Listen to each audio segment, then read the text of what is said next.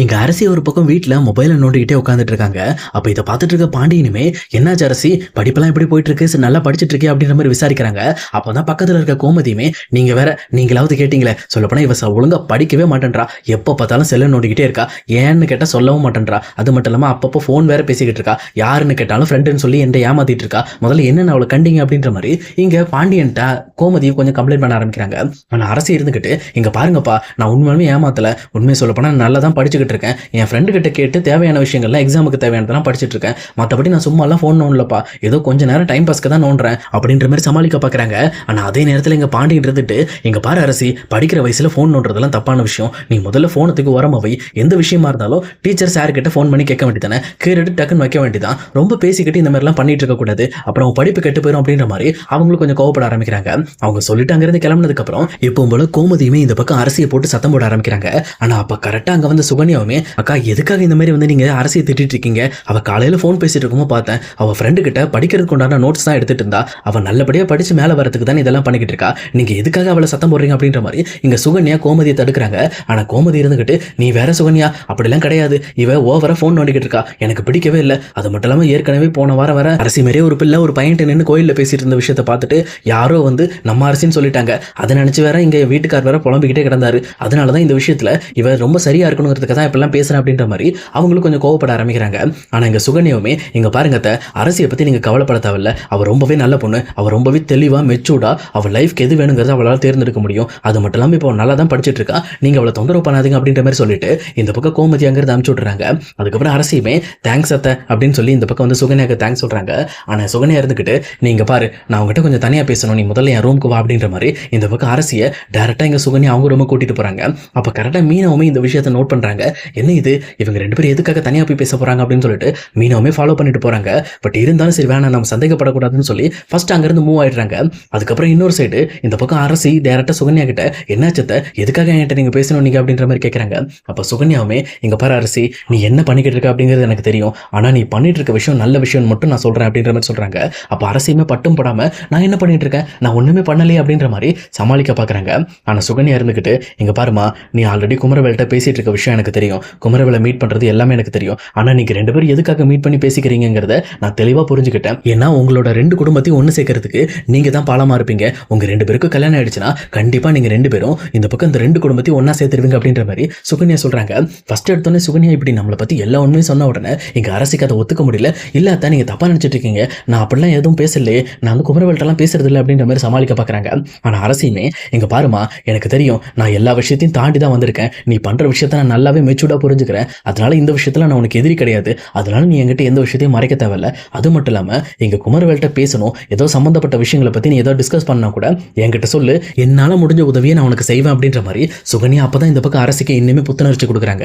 அப்ப அரசியுமே, தேங்க்ஸ் அத்தை, நீங்களாவது என்ன புரிஞ்சுக்கிட்டீங்களே, சொல்லப்போனா எனக்கு குமரவேல் மேல இன்னும் விருப்பம்லாம் வரல, பட் ஆனா நீங்க சொன்ன மாதிரி எனக்கு இந்த ரெண்டு குடும்பமும் ஒன்னா சேர்ந்தா நல்லா இருக்கும்னு நினைக்கிறேன், ஏன்னா நம்ம ரொம்ப பெரிய கூட்டு குடும்பம், நம்ம ஏன் சண்டை போட்டுட்டு இருக்கணும்னு சொல்லி தான் யோசிச்சுக்கிட்டு இருக்கேன், ஆனா குமரவேல் மேல எனக்கு விருப்பம் வர்றதுக்கு இன்னுமே நான் குமரவேலை பத்தி புரிஞ்சுக்கணும் அப்படின்னு சொல்லிட்டு இந்த பக்கம் அரசியுமே தான் மனசுல இருக்க விஷயங்களை சுகன்யாட்ட ரொம்பவே ஓப்பனா பேசுறாங்க.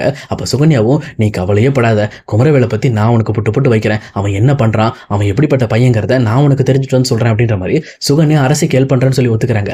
அதுக்கப்புறம் இவங்க ரெண்டு பேரும் பேசி முடிச்சுட்டு வெளியில வந்ததுக்கு அப்புறம் இங்க மீனாவும் ரொம்பவே சந்தேகத்தோட காய்கறி எல்லாம் வெட்டிக்கிட்டு சுகன்யாவும் அரசியும் வந்து பாத்துக்கிட்டே இருக்காங்க.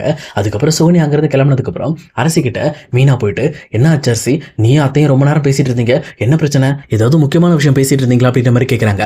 அப்ப அரசி இருந்துகிட்டு, அப்படிலாம் ஒன்றும் இல்லை, எனக்கு படிப்பு சம்பந்தப்பட்ட விஷயத்துல கொஞ்சம் டவுட் இருந்துச்சு, அது அவங்க கிட்ட கேட்டேன், அவங்க நல்லாவே இந்த விஷயத்துல வந்து தெளிவா இருக்காங்க, அதனால தான் எனக்கு கொஞ்சம் டவுட்ஸ் கிளியர் பண்ணாங்க அப்படின்ற மாதிரி அவங்களும் ரொம்பவே வந்து அசால்ட்டா ஒரு பொய் சொல்லிட்டாங்கிறது கிளம்புறாங்க. ஆனா மீனாக்கு இங்க அரசி பேசுறது பொய் தான் அப்படிங்கிறது ரொம்பவே தெளிவா தெரியுது. பட் அதை மனசுக்குள்ளே வச்சுக்கிட்டு அவங்களும் பெருசா எடுத்துக்காம விட்டுறாங்க. அதுக்கப்புறம் இங்க எப்பவும் போல அடுத்த நாள் காலையில காலேஜுக்கு போறதுக்காக இங்க அரசி ரெடியாக வராங்க.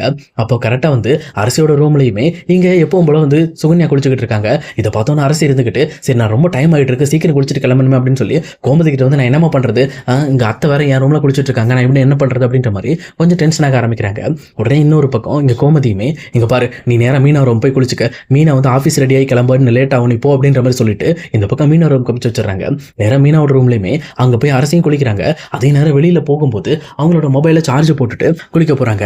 அங்க ஒரு பக்கம் அவங்க குளிச்சுட்டு இருக்கும்போது அதே நேரம் இன்னொரு சைடு இங்க சுகன்யாவும் குளிச்சு முடிச்சுட்டு வந்துட்டு இங்க வெளியில யாரும் இல்லை அப்படின்னு சொல்லி தெரிஞ்சு தெரிஞ்சுக்கிட்டு டேரக்டா எங்க குமரவேலை பார்க்க போறாங்க. போனது மட்டும் இல்லாம எங்க குமரவேல்கிட்ட, எங்க பாரு குமரவேலு, அரசு விஷயத்துல நீ ரொம்ப அவசரப்படுற, கொஞ்சம் பொறுமையாரு, அரசி உன் மேல இன்னுமே விருப்பம் ஆகல, அவ விருப்பத்தை கொண்டு வரணும் அப்படின்னா என்னால முடியும். ஆனா நீ அவசரப்பட்டு அவளுக்கு கால் பண்ணி தேவையில்லாத பிரச்சனை இழுத்துட்டு இருக்காத. அவளை இனிமேல் நீ மீட் பண்றதுக்கு கோயிலுக்கும் போக கூடாது, வேற ஏதோ ஒரு நல்ல இடத்த நீ ஃபிக்ஸ் பண்ணிட்டு சொல்லு. அவ காலேஜ் போயிட்டு வரும்போது ஆட்டோமேட்டிக்கா அவ உன்னை மீட் பண்ற மாதிரி நான் ஏற்பாடு பண்ணி தரேன். ஆனா எப்படியாவது நான் நினைக்கிறது நடக்கணும், கண்டிப்பா நீ அரசியை கல்யாணம் பண்ணணும் அப்படின்ற மாதிரி எங்க சுகன்யா குமரவேல்கிட்ட ரொம்பவே கான்ஃபிடென்ட்டா பேசிக்கிட்டு இருக்காங்க. இதை கேட்ட குமரவேலுமே, அப்பா சரி எப்படியோ இந்த மாதிரி சித்தி நினைச்சதான் முடிக்கிட்டு, அப்பதான் நமக்கு நல்லது அப்படின்னு சொல்லிட்டு குமரவேலும் சரி சித்தி நீங்க சொன்னீங்கன்னா ஓகே அப்படின்ற மாதிரி அவரும் சொல்லிடுறாரு. அதே நேரம் இங்க அரசி குளிச்சிட்டு இருக்கும்போது எங்க குமரவேலுமே, சரி எப்படினாலும் இன்னைக்கு நம்ம ஈவினிங் மீட் பண்ண போறோமா, சரி இடத்த ஃபிக்ஸ் பண்ணியாச்சு, பேசாம நம்ம அரசிக்கே கால் பண்ணி சொல்லிடலாம்னு சொல்லிட்டு டைரக்டா அரசிக்கே கால் பண்றாங்க. ஆனா இங்க அரசியோட மொபைலோ மீனாவோட ரூம்ல இங்க சார்ஜ் போட்டு வச்சிருக்காங்க. மீனாவும் ஆஃபீஸ் கிளம்புறதுக்கு முன்னாடி, என்ன இது இந்த மாதிரி அரசியோட போனுக்கு கால் வந்துகிட்டே இருக்கு, யார் அது, குமாரி, குமாரினா யாரு அப்படின்னு சொல்லிட்டு ஃபர்ஸ்ட் 2 டைம் எடுக்காம விட்டுறாங்க. ஆனா குமரவேலும் விடாம அடிச்சுக்கிட்டே இருக்காரு.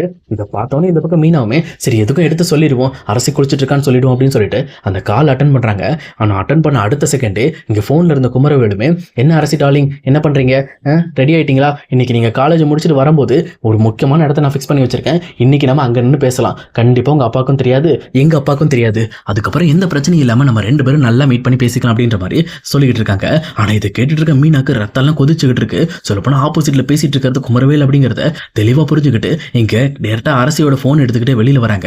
ஆனா குமரவேலு வெளியில இருந்துகிட்டு இந்த பக்கம் அரசியோட வீட்டை பார்த்து பேசிட்டு இருக்காங்க.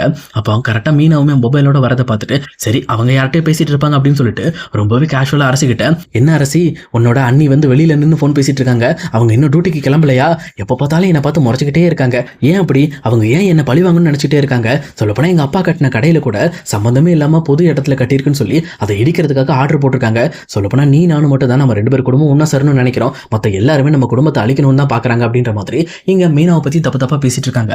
அப்ப இதெல்லாம் கேட்டுட்டு இருக்க மீனாவுமே ரொம்பவுமே கோபத்தோட இந்த பக்கம் வந்து குமரவேலை பார்த்து முறைச்சிக்கிட்டே இருக்காங்க. அப்ப அங்க யதார்த்தமா வந்த செந்திலுமே, என்னாச்சு மீனா, நீ எதுக்காக அவனை பார்த்து முறைச்சிக்கிட்டு இருக்க, அவன் அப்படி ஏதாவது பண்ணானா, என்னாச்சு ஏதாவது பிரச்சனையா அப்படின்ற மாதிரி கேட்கறாங்க. ஆனா இன்னொரு பக்கம் இங்க யாருமே எதிர்பார்க்காத மாதிரி மீனாவுமே அந்த குமரவேல் பேசிட்டு இருக்க போனையுமே ஸ்பீக்கர் போட்டுறாங்க. அப்ப குமரவேலுமே, என்ன அரசி நீ கிளம்பிட்டே இல்லையா, நான் உனக்காக தான் வெயிட் பண்ணிட்டு இருக்கேன், நீ அங்கிருந்து கிளம்பி வா, அப்ப நான் காலேஜ்ல நம்ம மீட் பண்ணலாம் அப்படின்ற மாதிரி இங்க குமரவேல் சொல்லிக்கிட்டு இருக்காரு. இதை கேட்ட உடனே இந்த பக்கம் செந்திலுக்கு சும்மா ரத்தம் கொதிக்க ஆரம்பிச்சிருச்சு.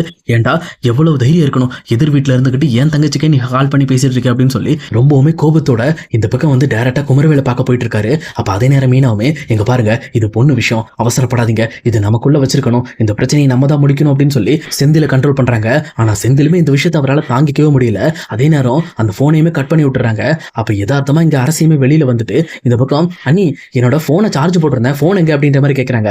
அப்ப கரெக்டா இங்க குமரவேல் பாக்குற மாதிரியே மீனாவுமே அந்த போன் எடுத்து இந்த பக்கம் டைரக்டா அரசிக்கிட்ட கொடுக்குறாங்க. இதை பார்த்த குமரவேலுக்கு சும்மா அப்படி தூக்கி வாரி போடுது.